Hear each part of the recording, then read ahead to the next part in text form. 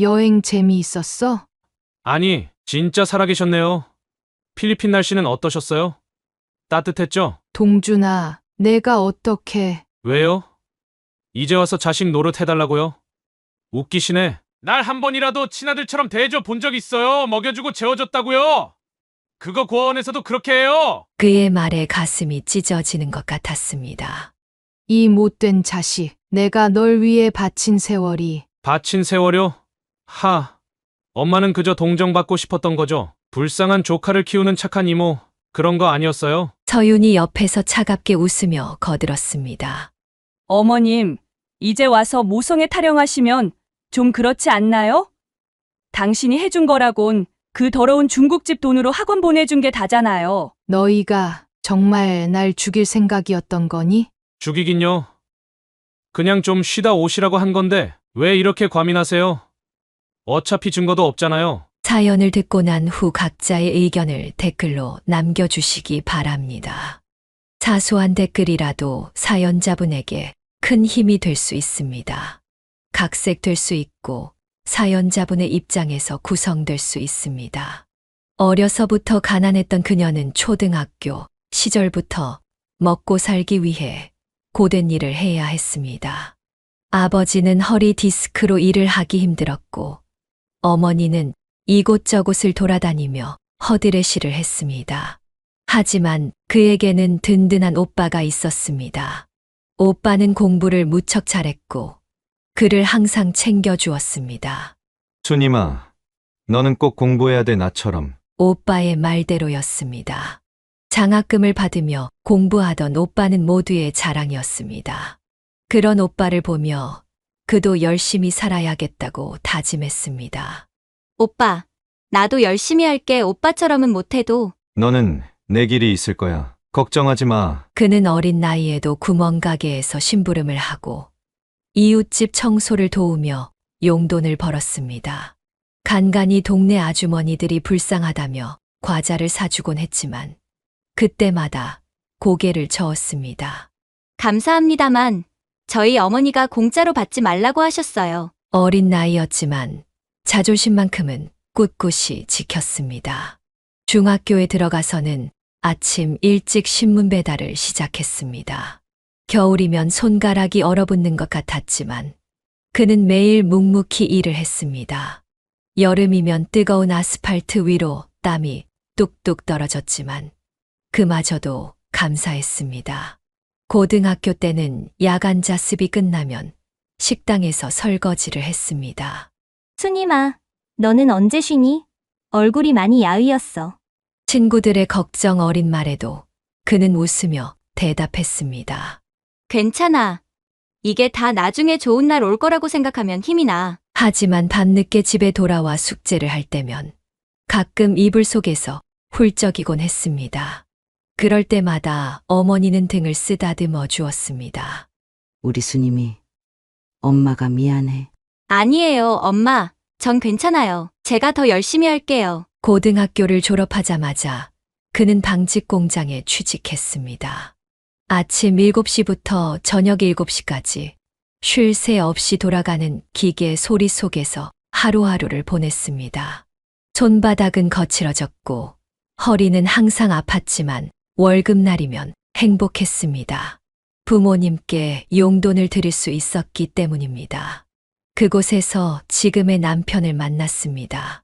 처음에는 특별한 감정이 없었지만 남편의 꾸준한 관심이 마음을 움직였습니다. 기계 정비부서에서 일하던 그는 매일 같은 시간에 그를 기다렸습니다. 저기 퇴근하고 저랑 같이 밥 먹을래요? 제가 마시는 국밥집 알아요. 오늘은 바빠서. 그럼 내일은요? 모레는요? 전 계속 기다릴 수 있어요. 매일 같은 시간, 같은 자리에서 기다리는 남자의 모습이 어느새 익숙해졌습니다. 야근이 있는 날이면 따뜻한 우유를 들고 와서 건네주었고, 비 오는 날이면 우산을 들고 나타났습니다. 오늘은 꼭 같이 밥 먹어요. 제발요. 이제 거절하면 저 정말 상처받을 것 같아요. 그의 진심 어린 구애에 그는 조금씩 마음을 열기 시작했습니다. 퇴근 후에 짧은 산책, 주말에 영화 한 편, 그렇게 서로를 알아가며 6개월이 흘렀습니다. 남편은 그의 가난한 집안 형편도 투박한 손도 전혀 개의치 않았습니다. 오빠는 대학교에 진학한 후에도 과외를 하며 그를 도왔습니다. 하지만 그는 오빠에게 부담을 주고 싶지 않았습니다.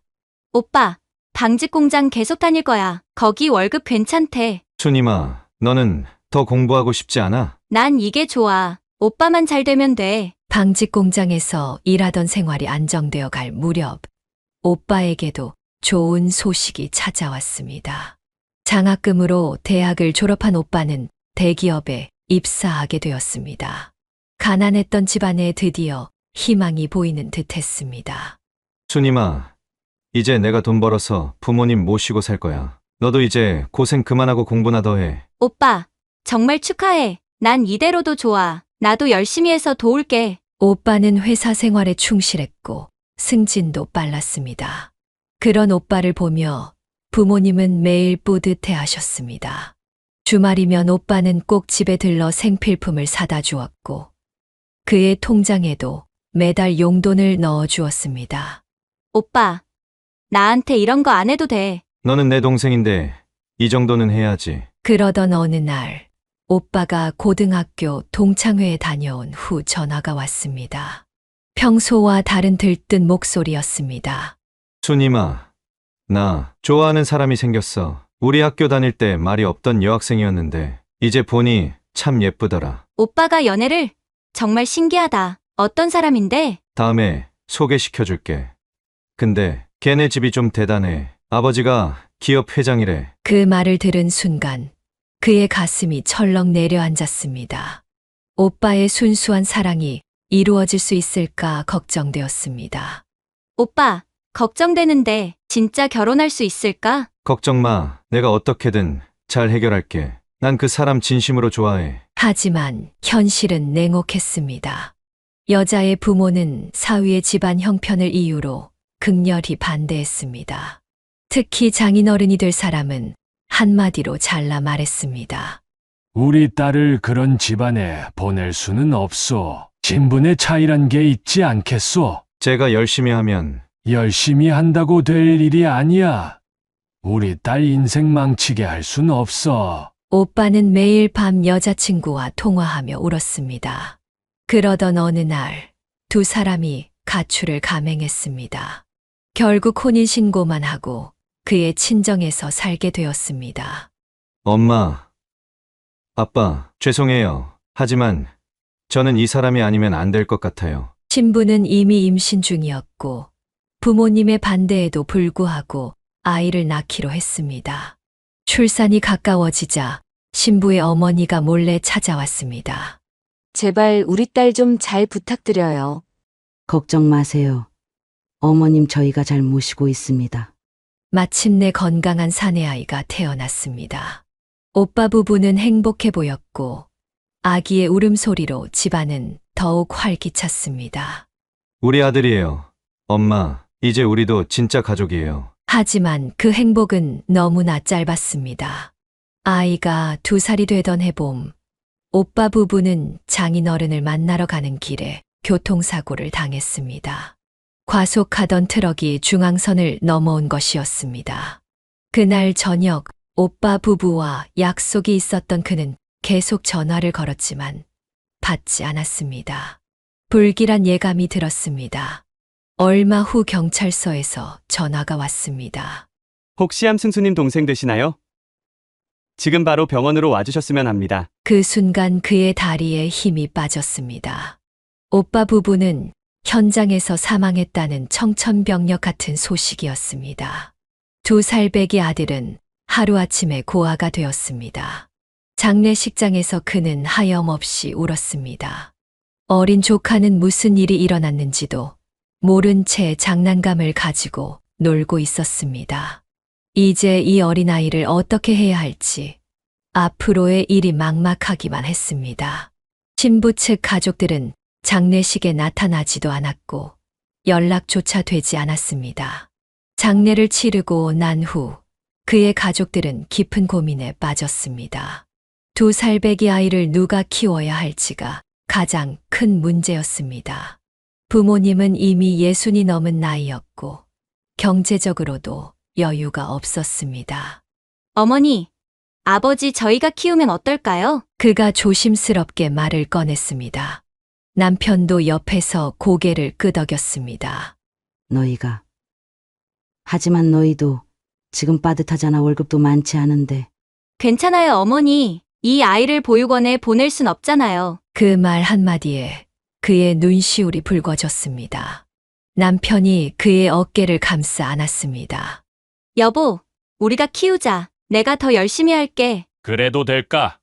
우리도 아직 형편이 넉넉하지 않은데. 당연하지. 우리도 아이가 있잖아. 같이 크면 좋을 거야. 그날 밤 부부는 늦게까지 이야기를 나눴습니다. 아이의 미래, 교육비, 생활비까지 모든 것을 고려해야 했습니다. 여보, 이 아이 정체는 절대 비밀로 하자. 그래. 아이를 위해서라도 그게 좋을 것 같아. 나중에 커서도 절대 모르게 약속해줘. 남편은 고개를 끄덕였습니다.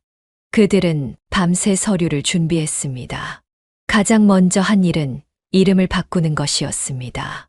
함동준이었던 이름을 이동준으로 바꾸고 법적으로 입양 절차를 밟았습니다. 하지만 현실은 만만치 않았습니다. 두 아이를 키우려면 지금보다 더 많은 돈이 필요했습니다. 보험금으로 받은 돈은 아이들의 미래를 위해 따로 적금을 들어두기로 했습니다. 여보, 나 식당 일이라도 해볼까? 월급쟁이로는 두 아이 키우기 버거울 것 같아. 그래.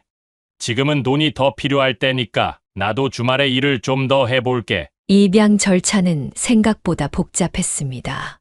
서류를 준비하고 상담을 받고 심사를 통과해야 했습니다. 그 과정에서 아이의 출생 기록도 새로 만들어야 했습니다. 이제 우리가 친부모로 기록되는 거죠? 담당 공무원의 말에 그들은 잠시 망설였습니다. 하지만 아이를 위해서는 이것이 최선이라고 생각했습니다. 네, 그렇게 해주세요. 모든 절차가 끝나고 새로운 가족관계 증명서를 받아들었을 때 그들은 무거운 책임감을 느꼈습니다. 이제 이 아이는 완전히 그들의 아들이 되었습니다. 저녁이 되자 아이가 울기 시작했습니다.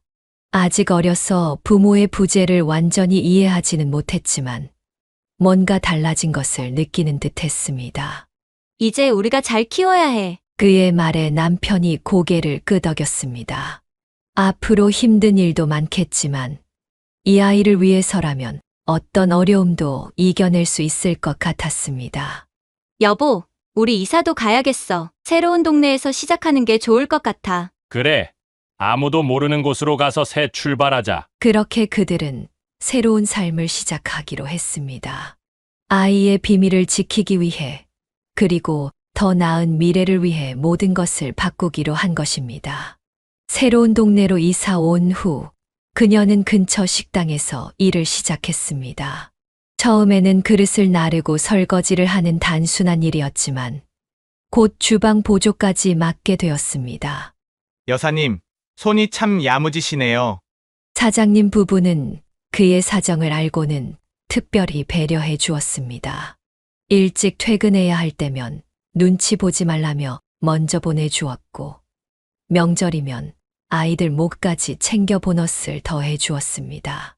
동준이랑 예슬이 학원비가 만만찮을 텐데. 그는 매일 밤 장부를 들여다보며 한숨을 쉬었습니다.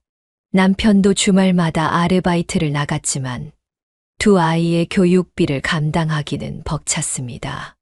여보, 나 이번 달부터 야간 알바도 할까 해. 당신 몸도 안 좋은데 무리하지 마. 괜찮아.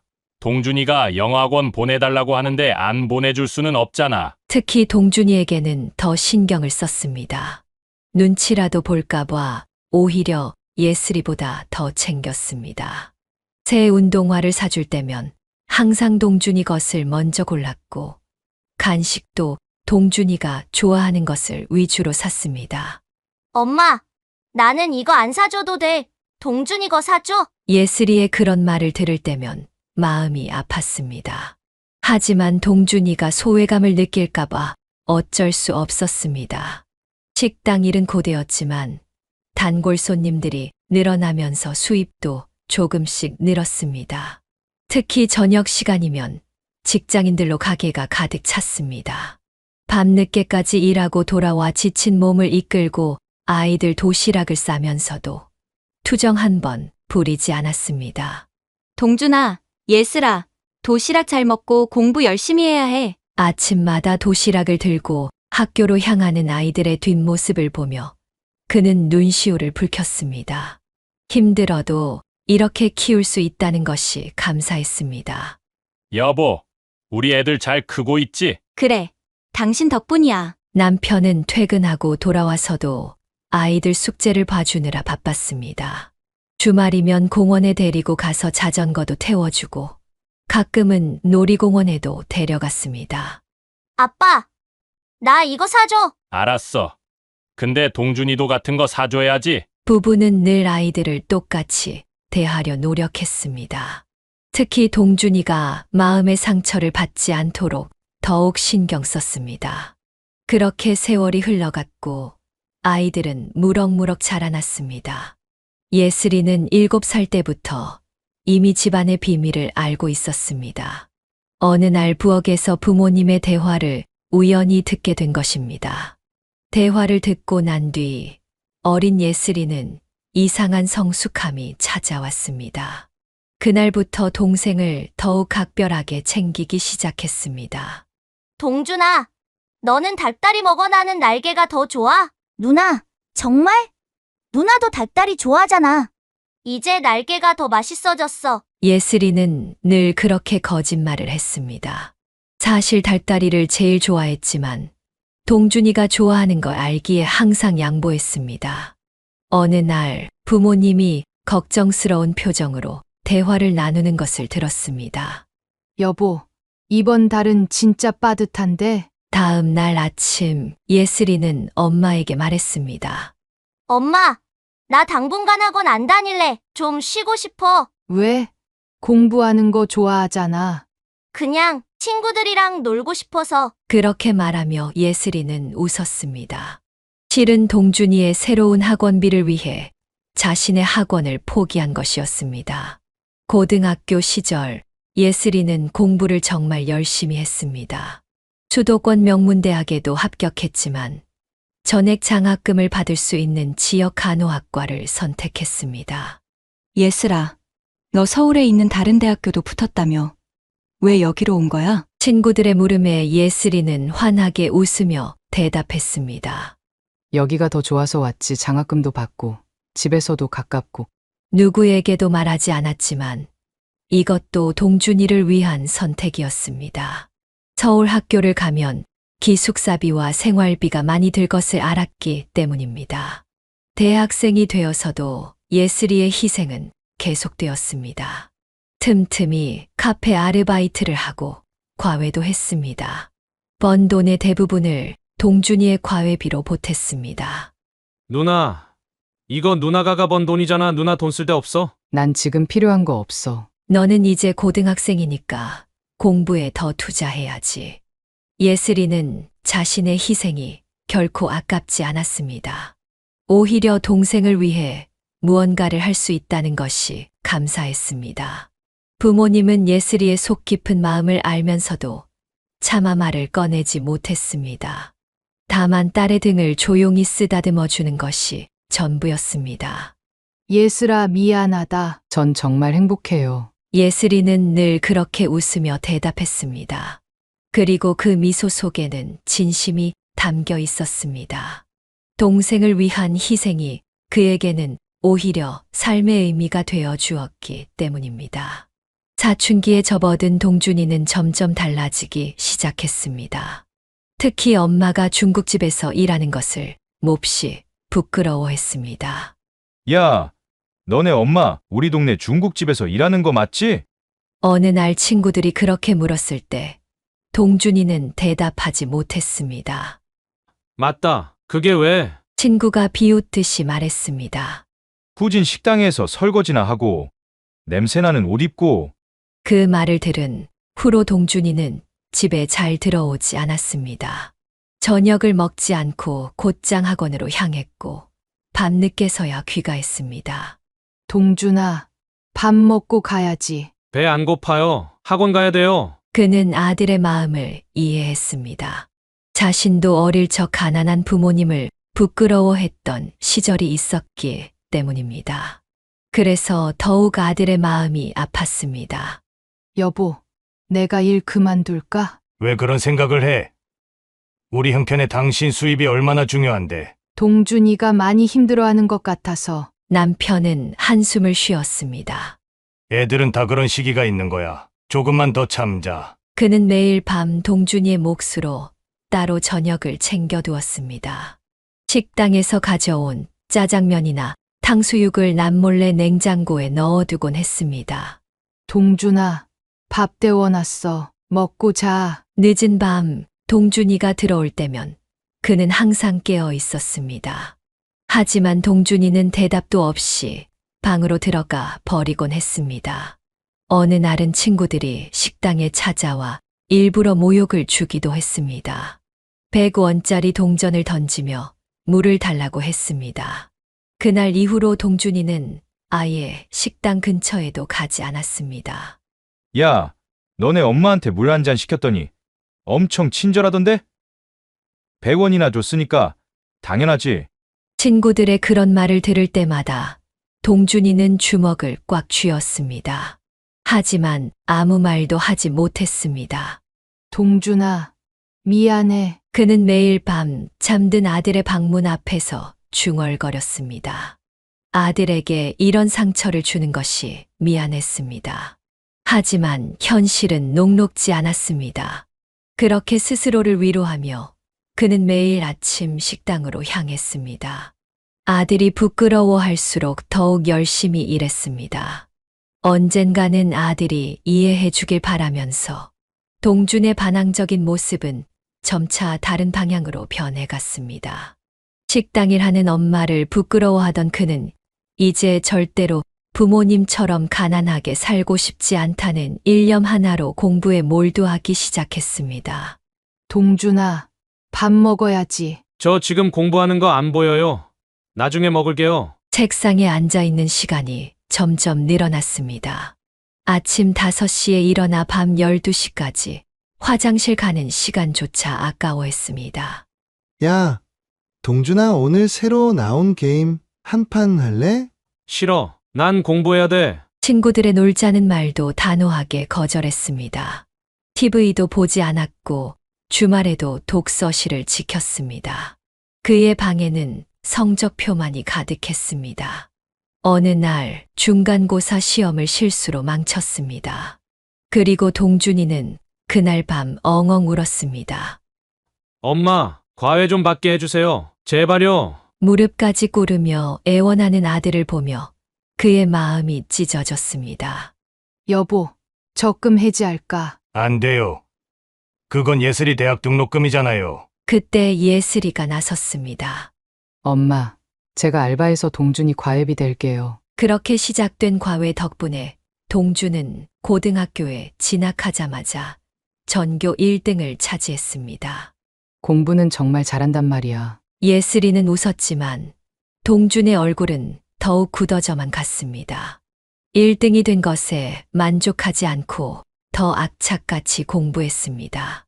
난 절대로 이렇게 살지 않을 거야. 식당 일로 지친 엄마의 모습을 볼 때마다 이를 갈았습니다. 땀에 절은 유니폼을 빨래하는 엄마를 보며 더욱 독하게 마음을 먹었습니다. 밤마다 책상에서 잠들었고 주말에도 쉬지 않았습니다. 방학 때는 하루 16시간씩 공부했습니다. 그의 방에는 달력이 있었는데 목표 대학의 이름이 크게 적혀 있었습니다. 드디어 수능 날이 왔습니다. 그날도 여느 때와 다름없이 새벽 5시에 일어났습니다. 동준아, 엄마가 응원할게. 됐어요. 그냥 가게나 가세요. 차가운 말을 남기고 시험장으로 향했습니다. 시험이 끝나고 모든 문제를 검토해보니 만점이 예상되었습니다. 하지만 그는 웃지 않았습니다. 결과는 예상대로였습니다. 목표했던 대학에 전액 장학생으로 합격했습니다. 축하한다. 아들. 당연한 거예요. 저 진짜 열심히 했거든요. 동준의 눈빛은 더욱 차갑게 빛났습니다.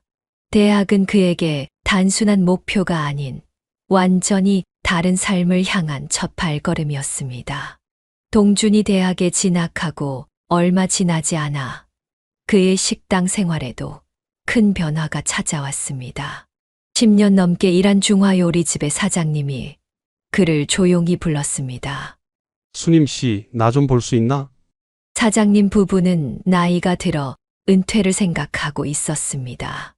여사님, 우리가 이제 나이도 있고 솔직히 말해서 식당을 정리하려고 해요. 그의 눈이 커졌습니다. 네. 그럼 저는 아니, 그게 아니라 혹시 인수할 생각 없나? 여사님이 가게를 맡아주면 우리는 믿고 물려줄 수 있을 것 같아서. 순간 숨이 멎는 것 같았습니다. 하지만 곧 현실적인 고민이 밀려왔습니다. 하지만 사장님, 제가 무슨 돈으로 적금 좀 들었다며? 나머지는 은행 대출도 있고 천천히 갚아도 되니까. 그날 밤 그는 남편과 오랜 상담을 했습니다. 여보, 해볼까? 동준이도 이제 대학생이고. 당신 하고 싶은 대로 해. 난 당신 선택 믿어. 결국 적금을 해지하고 대출을 받아 식당을 인수했습니다. 가게의 이름도 바꾸었습니다. 이제 진짜 사장님 되셨네요. 단골 손님들의 축하를 받으며 그는 새로운 시작을 다짐했습니다. 더 늦은 시간까지 주방에 남아 새로운 메뉴를 연구했고 가게는 점점 더 번창했습니다. 어머니, 이제 좀 쉬세요. 너무 무리하시는 거 아니에요? 예슬이의 걱정도 잠시, 그의 노력은 결실을 맺었습니다. 동네에서 가장 유명한 중화요리집이 되었고 대출금도 예상보다 빨리 갚을 수 있었습니다. 여보, 이제 우리도 좀 여유가 생겼네. 남편의 말에 그는 웃으며 고개를 끄덕였습니다. 하지만 그때는 몰랐습니다. 이 작은 성공이 오히려 가족의 탐욕을 자극하게 될 줄은. 대학 생활은 동준에게 완전히 새로운 세상이었습니다. 전액 장학금으로 입학한 그는 곧바로 자취방을 얻었습니다. 더 이상 식당일 하는 엄마의 모습을 보고 싶지 않았기 때문입니다. 동준아, 엄마가 가끔 찾아가도 되지? 바빠서 안 될 것 같아요. 공부해야 하니까. 차갑게 거절하면서도 그는 더욱 치열하게 살았습니다. 주간에는 수업을 듣고 저녁에는 과외를 했습니다. 과외비는 꽤 괜찮았습니다. 전액 장학금 대학생이라는 타이틀답게 시간당 7만 원이라는 고액 과외를 가능하게 했습니다. 동준이 너 한 달에 얼마나 벌어? 알 거 없어. 친구들의 질문에도 답하지 않았습니다. 그저 묵묵히 자신의 길을 걸었습니다. 학점은 항상 4.3을 유지했고 토익은 990점, 각종 자격증도 착실히 준비했습니다. 졸업을 앞두고 그는 금융권 취업에 도전했습니다. 대형 금융지주사의 공채 시험에서 수석 합격했고 면접에서도 당당히 합격했습니다. 축하해요. 동준 씨, 우리 회사의 새 가족이 되신 것을 환영합니다. 인사팀장의 축하 인사를 들으며 동준은 처음으로 살며시 미소를 지었습니다. 드디어 자신이 원하던 세상으로 한 발짝 들어선 것입니다. 첫 월급으로 뭐 살 거야? 동료들의 물음에 그는 대답하지 않았습니다. 하지만 이미 마음속으로 정해놓은 것이 있었습니다. 월급을 모아 외제차를 사는 게 꿈이었습니다. 그리고 그는 입사 6개월 만에 그는 승진 심사에서 최연소로 대리가 되었습니다. 월급의 성과급까지 더해져 수입은 빠르게 늘어났습니다. 오피스텔 하나 알아보고 있습니다. 부동산 중개인과 통화하며 그는 차가운 미소를 지었습니다. 식당이라는 엄마의 모습에서 완전히 벗어나고 싶었습니다. 동준아, 집에 한 번만 와볼래? 바빠서 안 될 것 같네요. 회사 일도 많고. 전화기 너머로 들리는 엄마의 목소리를 애써 외면했습니다.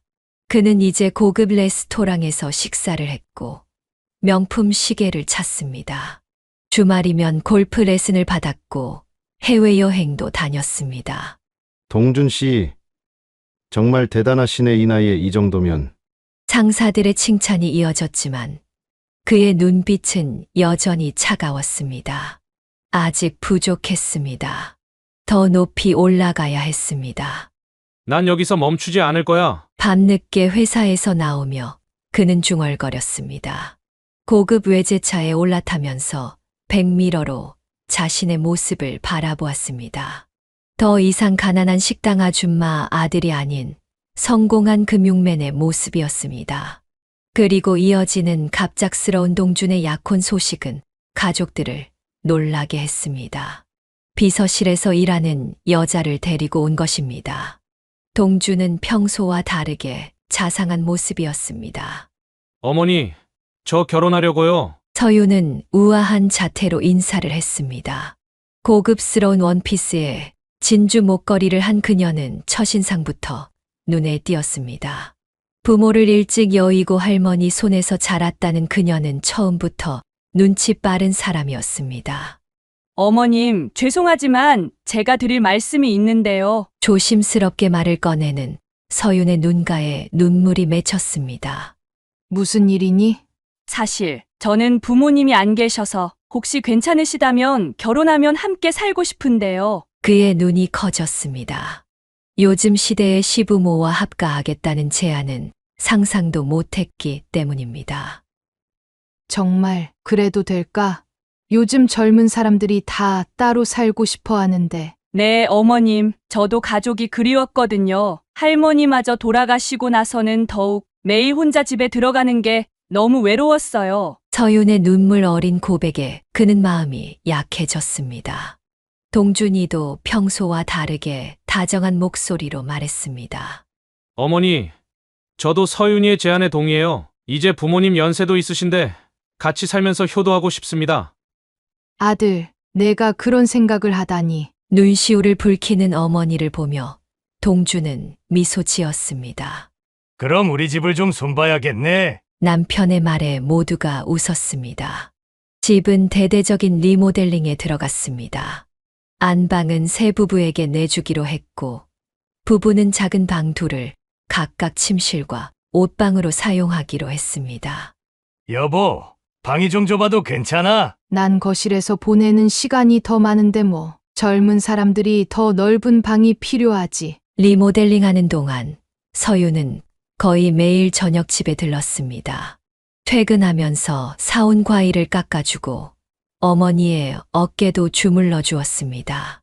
어머님, 제가 설거지 할게요. 아가씨가 무슨... 이제 며느리잖아요. 어머님은 쉬세요. 서윤의 다정한 모습에 가족들은 점점 마음을 열었습니다. 특히 그는 친정어머니 같은 정을 느꼈습니다. 어머님, 이번 주말에 제가 맛있는 거 해드릴게요. 할머니한테 배운 요리가 있거든요. 주말이면 서윤은 정성스럽게 요리를 했고 가족들은 오손도손 식사를 했습니다. 동준도 오랜만에 가족과 함께하는 시간이 늘었습니다. 결혼식 준비가 한창일 때 서윤이 조심스럽게 제안했습니다. 여보, 신혼여행은 보라카이로 가면 어떨까? 어머님, 아버님도 모시고 가요. 부모님까지? 네, 한 번도 가족 여행을 못 가봤거든요. 꼭 같이 가고 싶어요. 어머님도 평생 해외여행 한 번 못 가보셨다고 하셨잖아요. 서윤의 제안에 모두가 감동했습니다. 효심 깊은 며느리라고 생각했습니다. 특히 그는 눈물을 글썽이며 서윤의 손을 잡았습니다. 고마워요, 어머님. 제가 꼭 효도하겠습니다. 필리핀 보라카이로 향하는 비행기 안 모두가 들뜬 모습이었습니다. 신혼여행이자 가족여행이라 더욱 특별했습니다. 서윤은 시어머니를 극진히 챙겼고 동준도 오랜만에 부드러운 모습이었습니다. 어머님, 비행기 괜찮으세요? 멀미약 떠드릴까요? 괜찮아. 신경 써줘서 고마워. 보라카이에 도착한 첫날, 가족들은 호텔 수영장에서 즐거운 시간을 보냈습니다. 평생 처음 해외여행을 온 그는 모든 것이 신기했습니다. 어머님, 이 칵테일 한번 드셔보세요. 제가 특별히 골랐어요. 서윤이 건넨 음료를 마시며 그는 행복을 느꼈습니다. 이런 며느리를 얻은 것이 감사했습니다. 다음 날 아침 서윤이 제안한 섬 투어가 시작되었습니다. 작은 배를 타고 섬으로 향하는 동안 서윤은 계속해서 카메라로 사진을 찍었습니다. 어머님, 여기서 찍어드릴게요. 이쪽으로 서세요. 푸른 바다를 배경으로 사진을 찍던 중 갑자기 심한 어지러움이 몰려왔습니다. 어머님, 더운데 여기서 좀 쉬세요. 제가 시원한 음료수 사올게요. 파라솔 아래 앉은 그는 서윤이 건넨 생수를 마셨습니다. 순간 극심한 졸음이 밀려왔습니다. 이상하다. 왜 이렇게 졸리지? 잠깐 눈을 감은 것 같았는데 깨어보니 해가 저물어 있었습니다. 주위를 둘러보았지만 가족들은 온데간데 없었습니다. 여보, 동준아, 서윤아. 공포에 질린 목소리로 외쳤지만 대답은 없었습니다. 휴대폰을 찾으려 했지만 가방도 사라져 있었습니다. 주변에는 말도 통하지 않는 외국인 관광객들 뿐이었습니다. 서툰 영어로 물어보았지만 아무도 그의 가족을 보지 못했다고 했습니다. 해가 완전히 저물자 공포는 더욱 커졌습니다. 누구 없나요? 제발 도와주세요. 밤이 깊어갈수록 추위가 몰려왔습니다. 얇은 원피스 차림으로 해변에 앉아 있는 동안 그는 계속해서 울었습니다. 배고픔과 추위보다 더 큰 것은 배신감이었습니다. 왜 이러는 거야, 동준아? 내가 어떻게... 파도 소리만이 그의 울음소리에 대답했습니다. 밤하늘의 별들이 차갑게 빛났고 간간히 들리는 파티 소리가 그의 고독을 더욱 깊게 만들었습니다. 새벽이 되자 추위는 더욱 심해졌습니다. 그는 모래사장에 웅크리고 앉아 떨고 있었습니다. 주변 리조트는 모두 문이 잠겨 있었고 경비원들은 그의 말을 알아듣지 못했습니다. 제발, 누구라도. 아침이 밝아왔지만 상황은 나아지지 않았습니다. 휴대폰도 지갑도 여권도 없는 상태로 그는 완전히 고립되어 있었습니다. 더운 날씨에 땀이 흘렀지만 물 한 모금 살 수도 없었습니다. 지나가는 관광객들은 그를 이상한 눈으로 바라볼 뿐이었습니다. 누군가는 그가 정신이 이상한 사람이라고 수군거렸고 또 누군가는 그를 피해 돌아갔습니다. 도와주세요. 저 한국 사람이에요. 하지만 그 누구도 그의 절박한 호소에 귀 기울이지 않았습니다. 스문의 시간이 넘도록 물 한 모금 먹지 못한 그의 입술은 바싹 말라 있었고 얼굴은 햇빛에 새빨갛게 탔습니다. 두 번째 날이 밝아올 무렵 그는 절망 속에서 작은 희망을 발견했습니다. 멀리서 관광객을 태운 여객선 한 척이 접안하고 있었습니다. 다리에 힘도 없었지만 그는 마지막 희망을 걸고 비틀거리며 걸어갔습니다. 도와주세요. 한국 사람 없나요? 그때였습니다. 배에서 내리던 한국인 부부가 그의 목소리를 듣고 돌아보았습니다. 어머니, 무슨 일 있으세요? 중년의 여성이 다가와 그의 어깨를 잡아주었습니다. 그제야 그는 참았던 눈물을 터뜨렸습니다. 우리 아들이, 며느리가 저를 여기에... 말을 잇지 못하고 흐느끼는 그를 부부는 즉시 근처 카페로 데려갔습니다. 물과 음식을 사주며 그들은 그의 이야기를 들었습니다. 어머니, 사실 어제 저희가 들은 대화가 있어요. 여자가 조심스럽게 말을 꺼냈습니다. 그녀는 휴대폰을 꺼내 녹음된 파일을 틀었습니다. 이제 약 탔다며? 얼마나 효과 있대? 동준의 목소리였습니다. 걱정 마세요. 쥐도 새도 모르게 옮겨도 모를 정도로 골아떨어진대요. 제가 직접 테스트해봤거든요. 서윤의 차가운 웃음소리가 이어졌습니다. 근데 진짜 여기다 버리고 가도 되는 거야? 당연하죠. 여권도 다 챙겼고 현지 경찰이랑도 다 얘기됐어요. 미리 준비 안 하고 이런 일을 하겠어요? 그는 녹음을 듣는 내내 온몸이 떨렸습니다. 자신이 그토록 사랑했던 아들과 며느리가 자신을 죽이려 했다는 사실이 믿기지 않았습니다. 제 남편이 현지어를 할 줄 알아요. 우선 경찰서부터 가시죠. 다행히 남자는 필리핀에서 오래 사업을 했다며 현지 경찰들과 대화를 도와주었습니다. 버려진 여권이랑 가방도 찾아야 하는데 걱정 마세요. 제가 리조트 쪽에도 알아볼게요. 부부의 도움으로 그는 점차 정신을 차릴 수 있었습니다. 이런 끔찍한 일이 어떻게 자식이 그는 여전히 믿기지 않았습니다.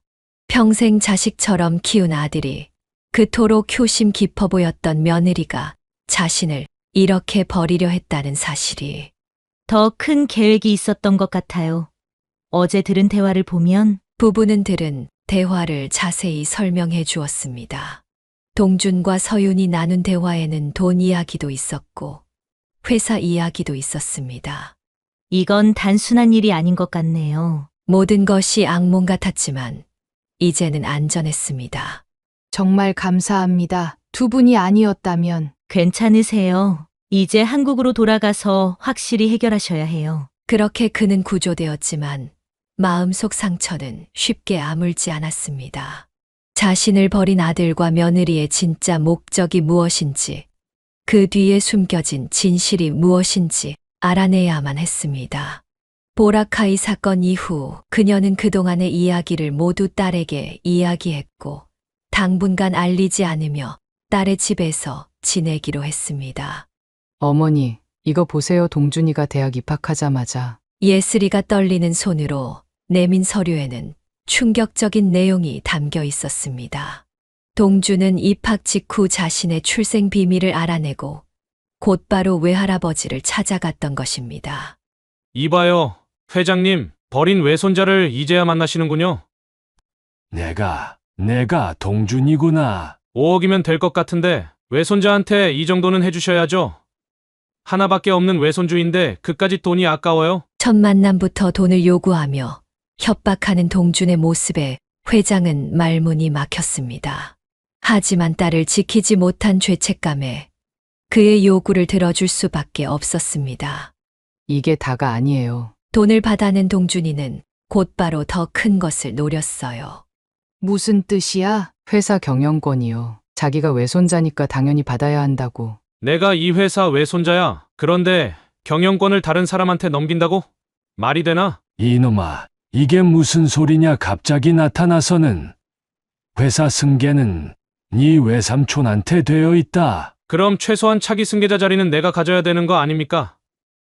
아니면 회장님의 과거가 어떻게 될지. 회사를 노리는 동준의 야욕은 거기서 그치지 않았습니다. 그는 더욱 치밀한 계획을 세웠고 그 중심에는 서윤이 있었습니다. 서윤이, 그 애가 회장님 비서실 직원이었어요. 처음부터 동준이랑 짜고. 뭐라고? 결혼도 다 거짓이었어요. 회사 정보를 빼내기 위한 거였다고. 그때 또 다른 충격적인 녹음이 흘러나왔습니다. 걱정 마세요, 오빠. 시어머님만 사라지면 다 우리 거예요. 보라카이는 완벽한 장소가 될 거예요. 이런 악마 같은. 그는 주저앉고 말았습니다. 하지만 더 큰 충격이 남아 있었습니다. 그런데 회장님이 더 이상 동준이 요구를 들어줄 수 없다고 했나 봐요. 다른 자녀들이 너무 반발이 심하고. 그래서 날. 네, 엄마를 없애면 재산도 생기고 회장님도 더 압박할 수 있다고 생각한 거예요. 평생을 바쳐 키운 아들이 이렇게 자신을 배신할 줄은 꿈에도 몰랐습니다. 돈과 권력을 위해서라면 어머니도 죽일 수 있는 악마가 되어 있었던 것입니다. 이제 어떡하면 좋지? 그의 눈에서는 끝없는 눈물이 흘러내렸습니다. 자식에 대한 사랑과 배신감이 뒤엉켜 가슴이 찢어지는 것 같았습니다. 또 다른 충격적인 진실이 밝혀졌습니다. 그것은 남편의 배신이었습니다. 이 자식아, 내가 진짜 내 아들이 아니란 걸 알아? 뭐라고요? 너는 회장님 딸하고 그 사람 아들이야. 내 아들이 아니라고. 술에 취해 비틀거리던 남편은 그렇게 모든 비밀을 털어놓고 말았습니다. 아버지 그걸 언제부터 아셨어요? 너 태어났을 때부터 다 알고 있었지. 동준의 눈빛이 차갑게 변했습니다. 그럼 왜 말씀 안 하셨어요? 내 엄마가, 아니, 그 여자가 하도 애원해서. 근데 이제는 지겹다. 돈 벌어봤자 다 그 여자 명의로 해놓고 남편은 쌓였던 불만을 토해내기 시작했습니다. 식당도 집도 다 그 여자 명의야. 내가 뭐 하나 마음대로 할 수가 있나? 술 한 잔 먹고 싶어도 허락받아야 하고. 그래서 제 편이 되어주시겠어요? 무슨 소리야? 그 여자만 없어지면 재산은 제가 상속받을 수 있잖아요. 잠시 침묵이 흘렀습니다. 그리고 남편이 천천히 고개를 끄덕였습니다. 어차피 난 그 여자 때문에 평생 의리었어. 이제는 나도 좀 편하게 살고 싶다. 흔적도 없이 사라지실 거예요. 여보, 당신이 어떻게... 평생을 함께 살았던 남편이었습니다. 고생할 때도 힘들 때도 늘 곁에 있었던 사람이었습니다. 그런 남편이 자신을 죽이려는 계획에 동참했다는 사실이 믿기지 않았습니다. 엄마 아빠가 이런 사람일 줄은. 예슬이가 그를 부둥켜 안았습니다. 하지만 그의 눈물은 멈추지 않았습니다. 내가 뭘 그렇게 잘못했다고. 그녀는 집으로 향했습니다. 어둠 속에서 그들이 돌아오기를 기다리는 동안 가슴은 무겁기만 했습니다. 자정이 가까워질 무렵 현관문이 열렸습니다. 어머, 왜 이렇게 깜깜하지? 서윤의 목소리였습니다. 불이 켜지자 소파에 앉아있는 그를 발견한 세 사람의 얼굴이 굳어졌습니다. 여행 재미있었어? 침묵이 흘렀습니다. 동준이 먼저 비웃듯 말했습니다. 아니, 진짜 살아계셨네요. 필리핀 날씨는 어떠셨어요? 따뜻했죠? 동준아, 내가 어떻게... 왜요? 이제 와서 자식 노릇 해달라고요? 웃기시네. 날 한 번이라도 친아들처럼 대해줘 본 적 있어요. 먹여주고 재워줬다고요. 그거 고아원에서도 그렇게 해요. 그의 말에 가슴이 찢어지는 것 같았습니다. 이 못된 자식, 내가 널 위해 바친 세월이... 바친 세월요? 엄마는 그저 동정받고 싶었던 거죠. 불쌍한 조카를 키우는 착한 이모, 그런 거 아니었어요? 서윤이 옆에서 차갑게 웃으며 거들었습니다. 어머님, 이제 와서 모성애 타령하시면 좀 그렇지 않나요? 당신이 해준 거라곤 그 더러운 중국집 돈으로 학원 보내준 게 다잖아요. 너희가 정말 날 죽일 생각이었던 거니? 동준이 소파에 기대며 비웃었습니다. 죽이긴요. 그냥 좀 쉬다 오시라고 한 건데 왜 이렇게 과민하세요? 어차피 증거도 없잖아요. 그래, 난 내 친엄마가 아니야. 하지만 그래도... 그래도 뭐요? 양심, 도덕, 제발 좀 닥치세요. 외할아버지도 그렇고 엄마도 그렇고 다들 위선자라니까요. 동준의 눈빛이 매섭게 변했습니다. 내가 왜 이렇게 됐는지 알아요? 매일 밤 식당 기름 냄새 배인 옷 입고 들어오는 엄마 보면서 창피해 죽는 줄 알았어요. 친구들한테 우리 엄마는 잘 나가는 사업가라고 거짓말했다고요? 그래서 날 없애려고 한 거니? 없애기는요. 그냥 좀 조용히 사라지시길 바랐을 뿐이에요. 어차피 이제 다 끝났잖아요. 남편은 구석에서 한마디를 던졌습니다.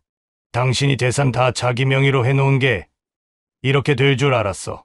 그 말에 동준이 차갑게 웃었습니다. 이제 명예 좀 바꾸실 거죠?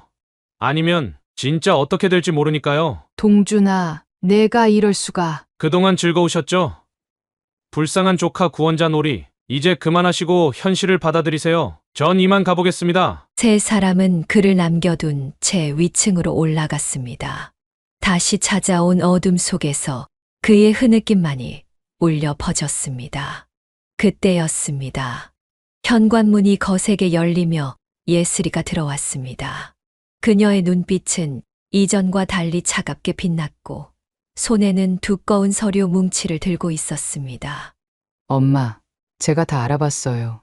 이거 이렇게 넘어가면 절대 안 돼요. 예슬아, 저 위층에 있는 세 사람 전부 다 고소할 거예요. 살인 미수에 사기죄까지 하나도 빠짐없이요. 동준이 계단을 내려오며 비웃었습니다. 누나, 증거 있어? 우리가 뭘 잘못했다고? 증거? 너무 많아서 어디서부터 말해줘야 할지 모르겠네. 보라카이에서 너희가 나눈 대화 다 녹음됐어. 내가 외할아버지한테 협박한 거, 서윤이랑 짜고 회사 정보 빼낸 것도 다 있어. 서윤의 얼굴이 창백해졌습니다. 그리고 아빠. 예슬이가 남편을 향해 돌아섰습니다. 그녀의 목소리가 떨렸습니다. 아빠는 정말 최악이에요. 엄마 죽이는데 동참하다니. 어떻게 이럴 수가 있어요? 이제 아빠도 제 아빠 아니에요. 예슬아! 내가 무슨... 입 다물어요. 난 이미 다 조치했어요. 집은 금매로 내놨고 내일까지 짐 빼세요. 전부 다. 동준이 발끈하며 앞으로 나섰습니다. 누나가 무슨 권리로 그런 짓을... 난 엄마 딸이야. 엄마 명의로 된 거 내가 다 처분할 수 있어. 이미 변호사랑 다 상담했고 집 내놨으니까 그렇게 알고 짐 싸서 나가. 예슬이는 차가운 미소를 지으며 서류를 던졌습니다. 이거 봐. 살인 미수죄, 사기죄, 업무상 배임 하나하나 다 밝혀낼 거야. 너희가 엄마한테 한 짓 끝까지 파헤칠 거라고. 서윤이 달려들었지만 예슬이는 침착하게 피하며 휴대폰을 꺼냈습니다. 움직이면 바로 신고할 거야. 이미 경찰에 다 준비됐으니까. 너희 대화 녹음본도 다 있어. 이런 미친, 너 진짜 가족한테 이럴 거야? 가족? 웃기지 마. 너희가 무슨 가족이야? 엄마 죽이려고 한 살인자들이지. 그렇게 시작된 전쟁은 돌이킬 수 없는 강을 건넜습니다. 예슬이는 단 하루 만에 집을 처분했고 모든 짐을 내보냈습니다. 식당도 정리했습니다. 엄마, 이제 우리 새로 시작해요. 저 사람들은 더 이상 가족이 아니에요. 그의 눈에서 눈물이 흘렀습니다. 예슬아, 내가 이렇게까지. 당연하죠. 전 엄마 딸이에요. 엄마가 평생 저한테 해주신 것처럼 이제는 제가 엄마를 지킬 거예요. 예슬이는 모든 법적 절차를 시작했습니다. 보라카이에서의 살인미수, 회사 관련 배임, 사기 등 하나도 빠짐없이 고소장을 제출했습니다. 이제 시작이에요. 저 사람들이 얼마나 나쁜 짓을 했는지 세상에 다 밝혀질 거예요. 그날 밤 예슬이는 어머니를 꼭 안아주었습니다. 엄마, 이제 절대 안 울어요. 우리가 이겨낼 거예요. 시간이 지나고 재판 당일이 되었습니다. 법정 안 차가운 공기가 흘렀습니다. 피고인석에 앉은 동주는 여전히 오만한 표정이었습니다. 피고인은 보라카이에서 어머니를 살해하려 한 의도가 있었습니까? 검사의 질문에 동주는 비웃듯 답했습니다. 살해라니요? 그냥 여행 간 건데 증거라도 있습니까? 녹음 파일이 증거로 제출되어 있습니다. 피고인이 서윤 씨와 나눈 대화. 그건 조작된 걸 수도 있죠. 전 그저 효도 관광 시켜드리려고 했을 뿐입니다. 그때 방청석에서 그가 자리에서 일어났습니다. 동준아, 내가 어떻게... 왜요? 이제 와서 모성애 타령하실 건가요? 동준의 목소리가 법정에 울려 퍼졌습니다. 난 그저 내 몫을 찾으려 했을 뿐이에요. 외할아버지는 자기 딸 죽은 책임도 못 지면서 그 많은 재산 다 외삼촌한테 넘기려고 하고. 판사가 망치를 두드렸습니다. 피고인, 진정하십시오. 진정하라고요? 지금 이게 말이 됩니까? 버려진 자식이 찾아왔는데 돈 몇 푼 주고 끝내려고 하다니. 예슬이가 증인석에서 일어났습니다. 내가 무슨 자격으로 그런 말을 해. 엄마가 널 어떻게 키웠는데. 키워줬다고요? 그저 동정받고 싶어서, 불쌍한 조카 키우는 착한 이모로 보이고 싶어서. 동준의 눈빛이 광기로 가득 찼습니다. 난 더 이상 구걸하지 않을 거예요. 내 몫을 당당히 찾아가겠다고요. 검사가 다시 물었습니다. 그래서 어머니를 죽이려 했다는 말씀이신가요? 증거 있습니까? 없잖아요. 그저 추측만 하고 있는 거 아닙니까? 서윤도 증인석에 섰습니다. 전 아무것도 몰랐어요. 그저 시어머님과 여행 가고 싶었을 뿐. 피고인 윤서윤 씨, 당신의 휴대폰에서 발견된 메시지들은 어떻게 설명하시겠습니까? 법정은 점점 더 뜨거워졌습니다. 증거가 하나둘 제시될 때마다 동준의 얼굴은 일그러졌지만 그는 끝까지 뻔뻔한 태도를 보였습니다. 다들 날 악마로 만들고 싶은가 보네요. 하지만 진짜 악마는 따로 있어요. 자식 버리고 책임도 못 지는 사람들이. 그의 말을 듣던 그는 결국 눈물을 쏟고 말았습니다. 평생 자식이라 믿고 키운 아들의 입에서 나오는 독설이 가슴을 찢었습니다. 재판부는 피고인들의 죄가 명백하다고 판단합니다. 판사의 선고가 시작되었습니다. 동주는 끝까지 오만한 표정을 지었고 서윤은 고개를 떨구었습니다. 그리고 남편은 그저 멍한 표정으로 앉아있을 뿐이었습니다. 피고인들에 대한 판결을 시작하겠습니다. 법정이 숨죽였습니다. 판사가 진지한 목소리로 말을 이어갔습니다. 본 재판부는 피고인 이동준, 피고인 윤서윤, 피고인 이문수. 그때 동준이 벌떡 일어났습니다. 잠깐만요. 제가 할 말이 피고인, 앉으십시오. 판결 선고 중입니다.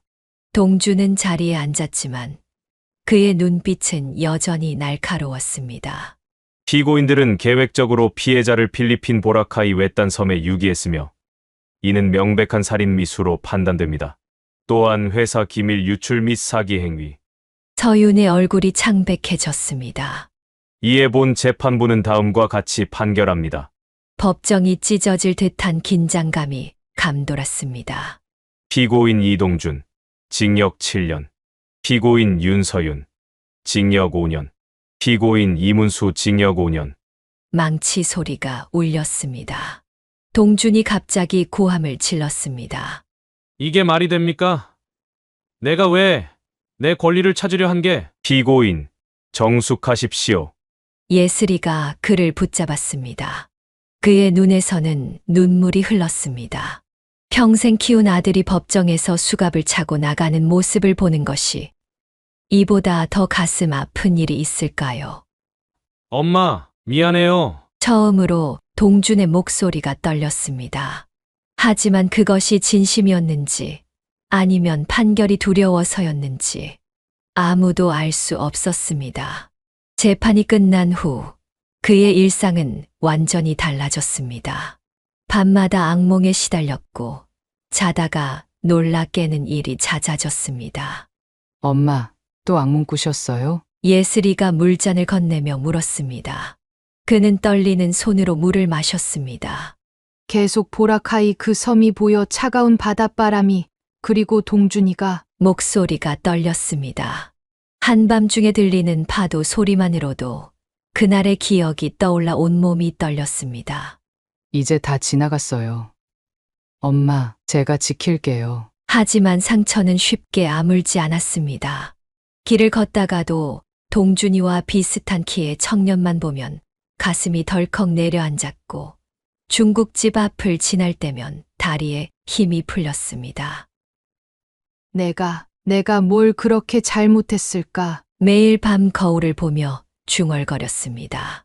20해 넘게 키운 아들이, 그토록 사랑했던 남편이, 며느리라 믿었던 여자가 모두가 자신을 배신했다는 사실이 믿기지 않았습니다. 어머님, 이제 병원에 한번 가보시는 게 어떨까요? 예슬이의 남편이 조심스레 제안했습니다. 하지만 그는 고개를 저었습니다. 난 괜찮아. 시간이 지나면. 그러나 시간이 지날수록 상처는 더 깊어만 갔습니다. 때로는 동준이가 어렸을 때 모습이 떠올라 웃다가도 순간 보라카이에서의 기억이 스쳐 지나가면 눈물이 쏟아졌습니다. 엄마가 해준 게 뭐가 있는데요? 보육원에서도 해주는 걸 해준 게 동준의 마지막 말들이 귓가에 맴돌았습니다. 밤마다 그 말들이 악몽이 되어 찾아왔습니다. 난 그저 내 새끼라고 생각했을 뿐인데. 식당 일을 그만두고 난 뒤 그는 더욱 움츠러들었습니다. 사람 만나는 것을 피했고 대부분의 시간을 집에서 보냈습니다. 어머님, 우리 집에서 같이 살아요. 혼자 계시면 더 힘드실 거예요. 예슬이의 제안에도 그는 고개를 저었습니다. 이제는 누구도 믿을 수 없었습니다. 가장 가까운 사람들에게 받은 배신이 그의 영혼 깊숙이 상처를 남겼기 때문입니다. 난 이제 아무도 믿을 수 없어. 창밖을 바라보며 그는 매일 눈물을 흘렸습니다. 지나가는 가족들을 보면 가슴이 미어졌습니다. 한때 자신에게도 있었던 행복한 순간들이 이제는 모두 거짓이었다는 것을 알게 되었기 때문입니다. 어머님, 약 드실 시간이에요. 예슬이가 매일 찾아와 약을 챙겨주었지만 마음의 상처를 치료할 수 있는 약은 없었습니다. 그저 긴 시간이 필요할 뿐이었습니다. 사연을 듣고 댓글을 남겨주시기 바랍니다. 사소한 의견일지라도 사연자분에게는 큰 힘이 됩니다. 노골적인 악성 댓글은 사연자분에게 상처가 될 수 있으니 삼가주시기 바랍니다.